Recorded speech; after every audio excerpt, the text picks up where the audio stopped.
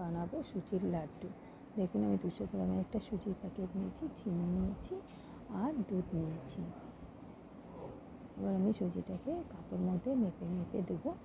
আমার এক প্যাকেট সুজিতে 2 কাপের থেকে একটু কম সুজি হয়েছে। 200 গ্রামের একটা প্যাকেট, এটাকে আমি মেপে মেপেই নেবো। মেপে নিলেই সুবিধা হবে সব কিছু দিতে, তাই মেপে নিয়েছি। দেখুন 2 কাপের থেকে একটু কম আমি সুজি দিলাম। আর চিনি দেবো এরপরে 1 কাপের থেকে একটু কম চিনিও দিলাম।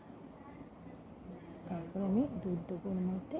আপনি লিকুইড দুধ নিতে পারেন বা আমুল দুধও গুলে নিতে পারেন। দুধটা দিলাম, দিয়ে এটাকে ভালো করে আমি মেখে নেব।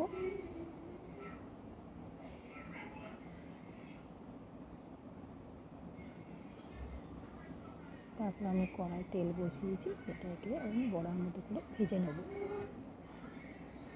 দেখুন একটু লাল লাল করে ভাজবো।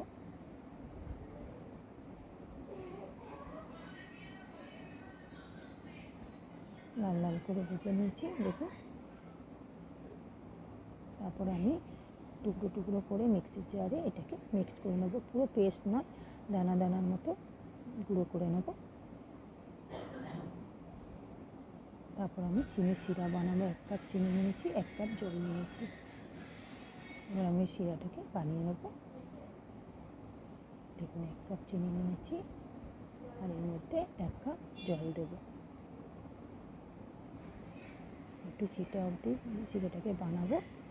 এর মধ্যে আমি 2-4টে এলাচের টুকরো দিলাম আর একটুখানি ফুড কালার দেবো।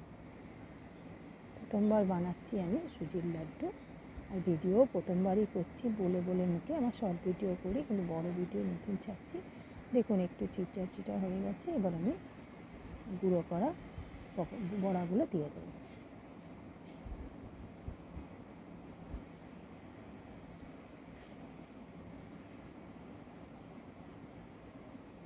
দেখুন হয়ে গেছে।